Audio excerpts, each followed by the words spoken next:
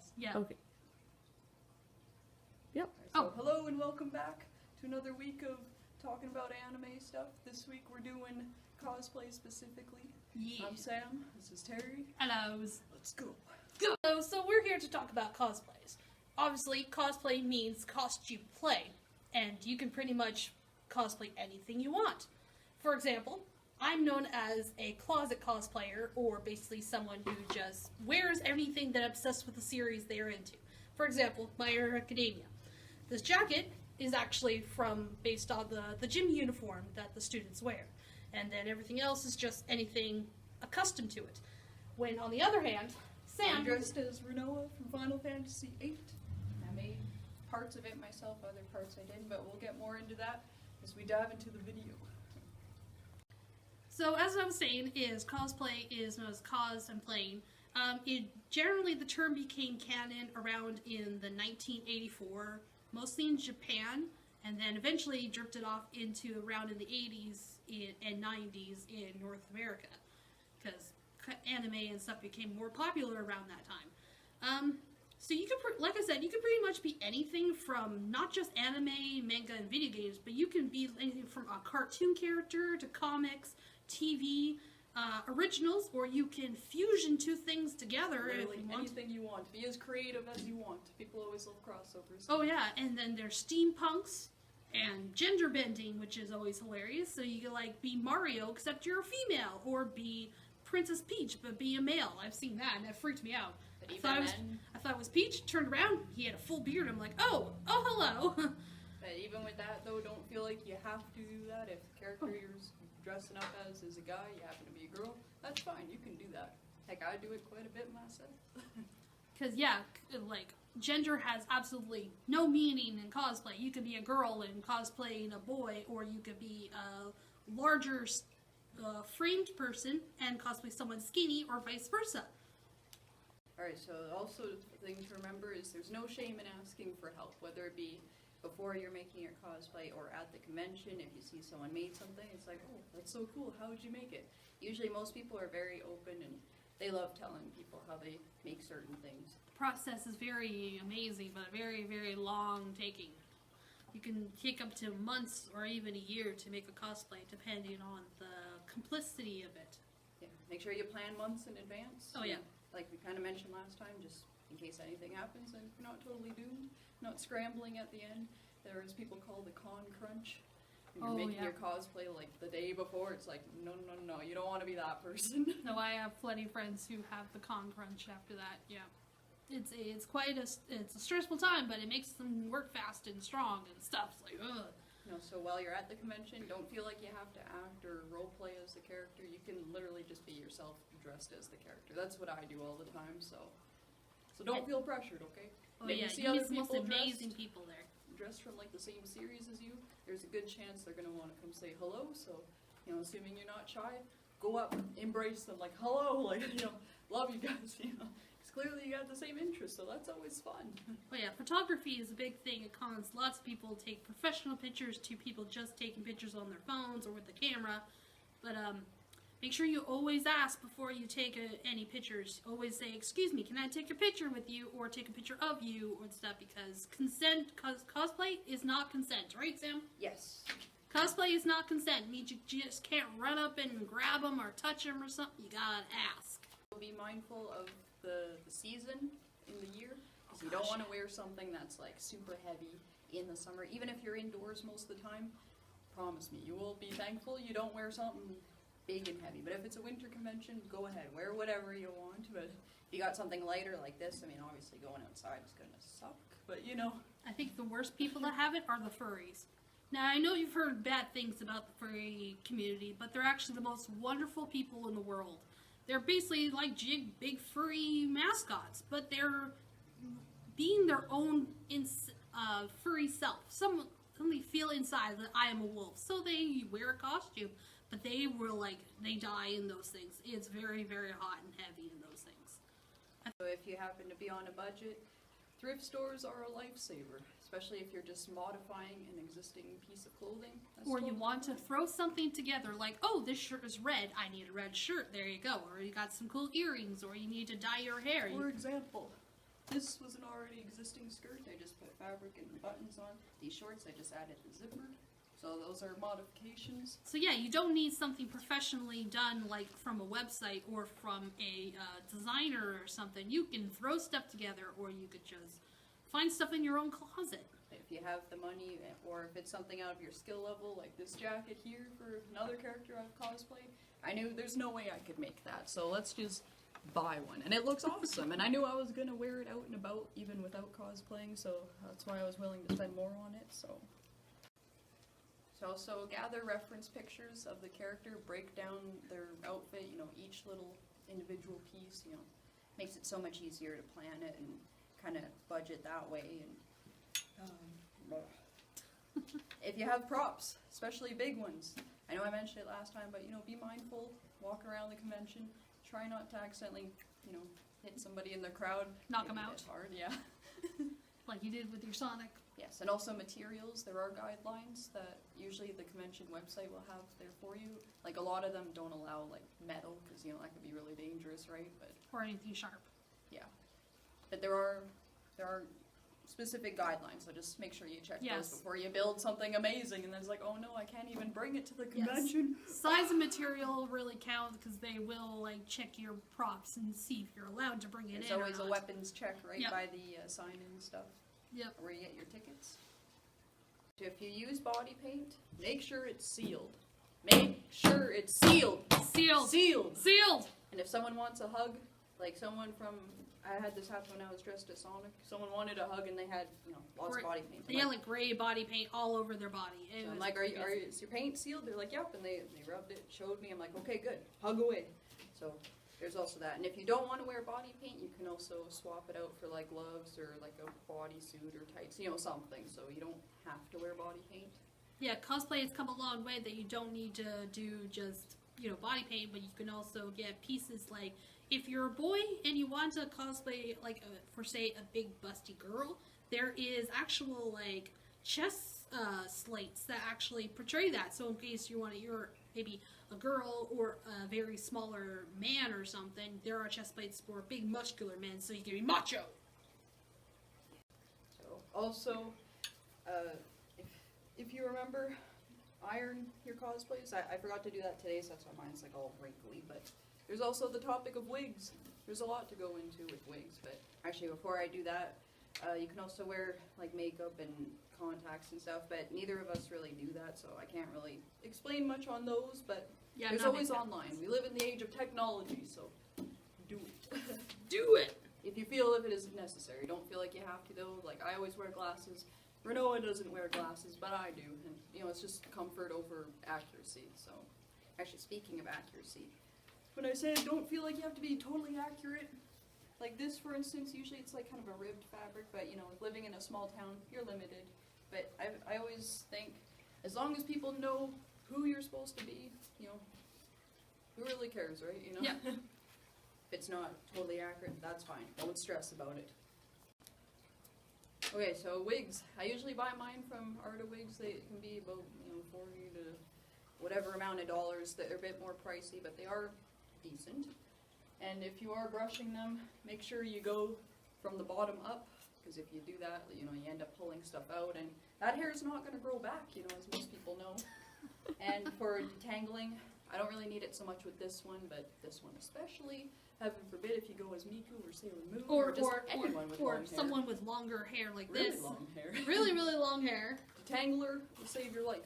Yes. And also, if you're doing any spikes and that, usually this one is recommended for hairspray. Got to be glued. Especially from anyone from her series, Final Fantasy, because they look like they put their finger in a light socket and.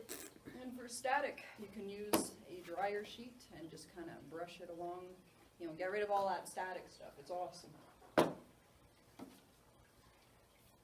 Okay, so also with making cosplays, I forgot to mention this earlier, but mannequins are also a lifesaver, whether it be, you know, a head one, or for myself, like I bought, you know, a semi-cheap, like, body one, so, because I like to make a lot of mine, so it helps a lot, because before I tried making some, it's doable without one, but it is a lot more difficult. It's better than using a live prop.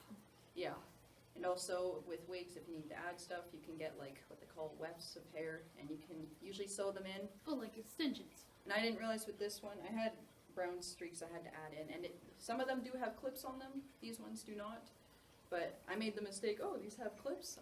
I didn't know, I couldn't figure out how to use them, so I sewed them in anyways. Oh, But, jeez. but it's like, hey, they never came out, so yippee. Woohoo. And then, wig caps. Remember wig caps, otherwise your wig is gone. And that's embarrassing. Really embarrassing. Wig caps and clips. Clips are a lifesaver as well. And if you're styling, I think this is called a mannequin holder or something. It had different names on Google. I think it's called an anchor. Yeah. Well, I looked at it on Google. I'm like, what is this thing called? I got to know for the video, and it gave me like different options. So it helps because, especially with this wig, when I was doing stuff, like it kept like wanting to just fall off because there's a lot of weight on the back of my head right now. So yeah, don't embarrass yourself. Get a wig cap. Yeah, you don't want a blustery day. Whoop! Yeah. It's like, oh no! No, so if it ever feels too tight, take your wig off for a bit, take a break. That's fine, because you're allowed to take breaks. You don't have to constantly be in character. You're allowed to take breaks. And if someone asks, can I have your picture? It's like, sorry, I'm taking a moment, and, just hang around and I'll be ready later and stuff. So. But also, if your wig is too tight or something, you can also, I think it, like, thins out your hair or something. So, some scary stuff. You don't want to be balding early, okay? Be bald! Be bald! And also with wigs, they have, Might want to zoom in. Okay, I'll bring it to you. So if you flip it inside out, you can see that there are little hook pieces. And basically, if your head is like just super tiny, you can make the wig like smaller per se. And if you just have, I usually just keep it on the biggest ones. I assume I have an average size head. And if you're sewing anything in, these are where you want to do it. Your sleeve there. Yes, you can have friends help you with your cosplay if there are certain pieces you cannot get on yourself. Oh, yeah. If you need help with something like fixing a bow or zipping up zippers and Just stuff. something you can't get on yourself. Yeah, like one year I cosplayed as Deadpool, and I was wearing a full bodysuit. Like, zipper was in the back. And I'm like, oh crap, I gotta go to the bathroom. And so when I was finished, I had no way to zip myself up, so I had to ask somebody if my friend was here or just find a random person. Like, can you zip me up, please? Because I can't reach it, because I got short little arms. I actually had to attach like an elastic or a rubber band or something to actually try to pull my zipper back up, because it was just really awkward. But it was amazing cosplaying them. Actually, that brings up a good point. When you make a cosplay, be mindful of, if you gotta go, like, how are you gonna get out of it? Yeah. Because I've had that problem too. It's like strap here, strap. I'm like, belts. So many layers. Yeah. And then the building that we were in, it's like, oh, we're gonna be, locking the doors. I'm like, I'm like trying to get it back. I'm like, I'm leaving, just get it. No one could hear me, but I'm like panicking. I'm like, So I did make it out, but I'm like carrying my big prop, like, I'm going, like. So, some might say that you could do competitions. We mentioned it at our con video that we, there are things called Cosplay contest? Yeah, the cosplay contest, where people could either do a little skit or they can just strut on stage and say, look at me, and that's it. Well, yeah, there's competitions for that. Usually it's for more professional Yeah, people, professionals. Like, once we're taking it like super serious, but I mean, if you're doing it just for fun, I mean, there's no rule against that either. I think. Yeah, they're looking for people that make it their cosplays instead of bought them, because that's kind of cheating, because a professional made this, and this is done by like a newbie or a rookie, and look how amazing it is compared to just this and stuff. I mean, mine are like not like compared to some other stuff. It's like better than I can do so.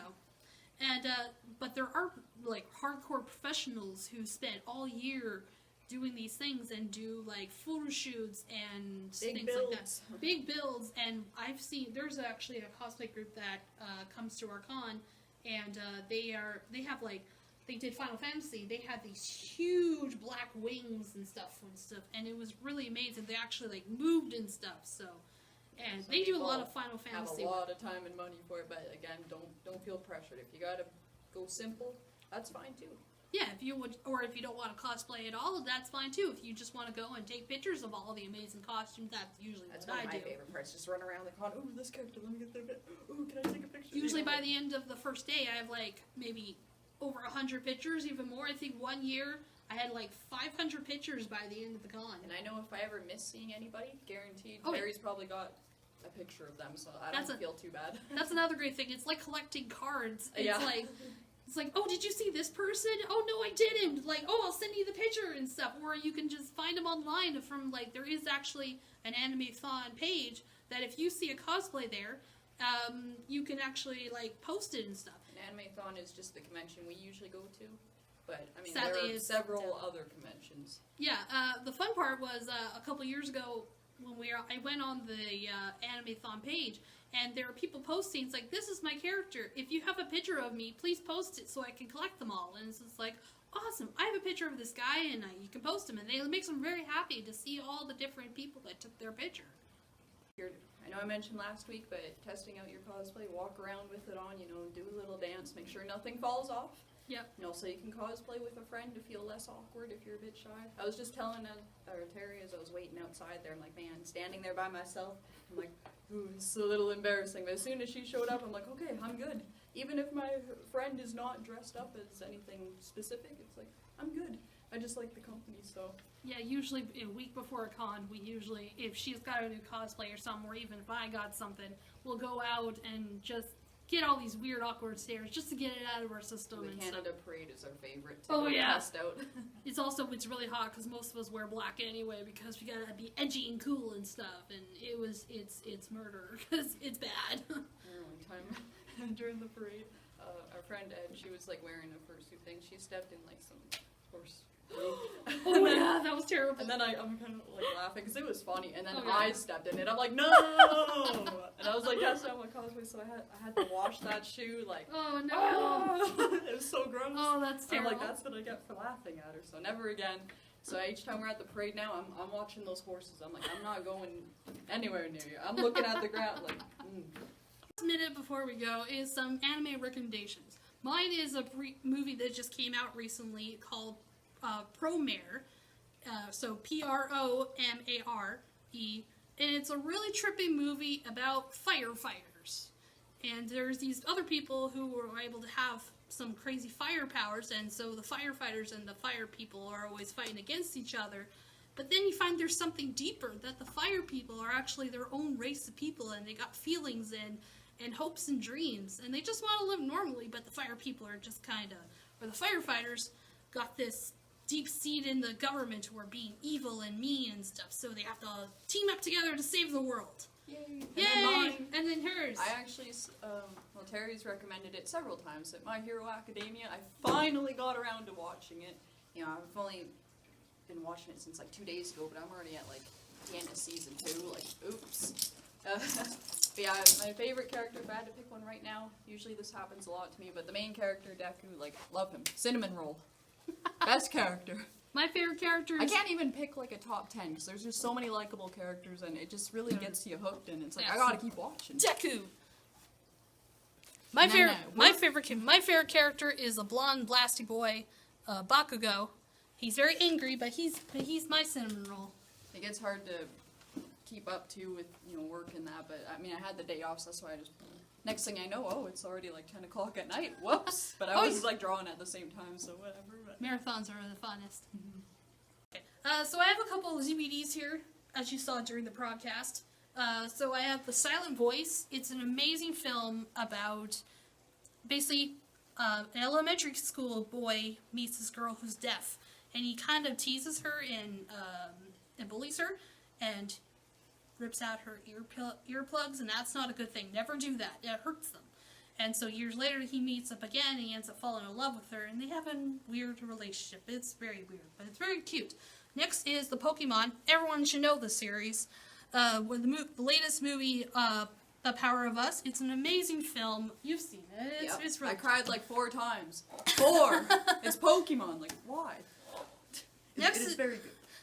Next is one of the most famous anime studios is from Studio Ghibli, Ponyo. It's a really adorable film about a boy who falls in love with a fish, who becomes a girl, and then they have a weird little childhood love. We've watched it at Anime Club several times, and It's everyone loves it. It's a classic. Ugh. Next is Fireworks. Oh yeah, that was a really trippy film and stuff. I think we watched it like once, and it was just very odd, but it was very beautiful. It. Well, yeah, you think it's weird. I liked it. I liked it. It was just really weird and trippy because half the time I didn't know what the heck was going on. So just like Evangelion, that's worse. Hey, I liked it. I didn't know what the heck was going on. Things I like. Next is a live-action film from an older anime series called Gintama. It's I haven't watched it yet, but I heard it's really, really interesting, and from the looks of it, they portray the characters very, very well. It's a pretty funny series. I like. Oh yeah, I haven't seen the live action, but I've seen the anime. I watched a few episodes, and I was like, "What the heck is going on?" I don't like. It's anime. Don't question. I know. That's another thing. Don't question anime logic. If something really weird is going on, don't question it. It's like it's anime. That's the only reason. So our last film here is Penguin Highway. I think we watched it. Between. What? Oh yeah, sorry. Liz and the Bluebirds. That was a really cute film about two girls in high school who play this duet together on their flutes. Yeah, flutes. And but they're kind of distant apart because of some trivial. Just growing up and stuff. Yeah, they're just growing up and they're growing apart. But the one friend is like, "No, don't leave my friend," and they try to reconciliate and stuff. So it's a really sweet film.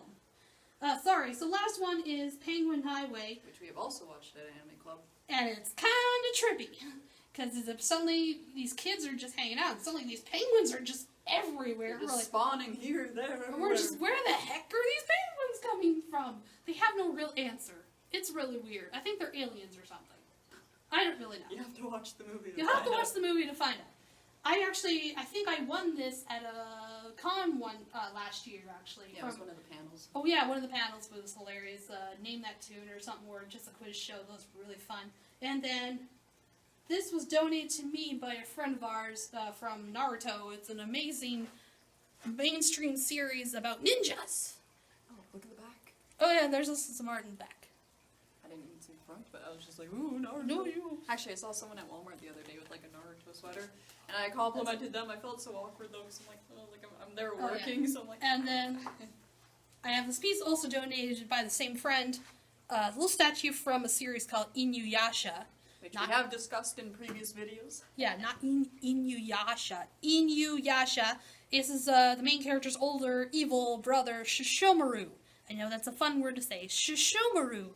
Yes, he's a giant dog demon. Lots of hair and fluff. This is a giant fluffy scarf and stuff. Fluff here, there, everywhere. Fluff. Yeah, fluff. So we got a visitor's question. Viewer's question about do we need consent? Luckily, you do not. Unless copyright, you don't need a copyright to play a character from a series unless it's like an original character that someone else made and you want to cosplay that, then yeah, that's totally... Like, say if Teri had a character and I'm like, oh man, like, I really want to dress up as them. Like, I would ask her first, like, hey, Teri, do you mind if I dress up as your character? Yeah, usually most people are okay with that. Oh, yeah. They find it really nice. And if you meet a voice actor or a comic book artist and they see you in their character's costume, they're like, oh, that is so cool. Did you make that yourself? How long did it take you? Blah, blah, blah. They will ask questions. They're very flattered and amazed at what stuff you can do with that stuff. And they're always amazed about the creativity of their fans. And then, I had it and then I forgot it. Okay, I'm sorry.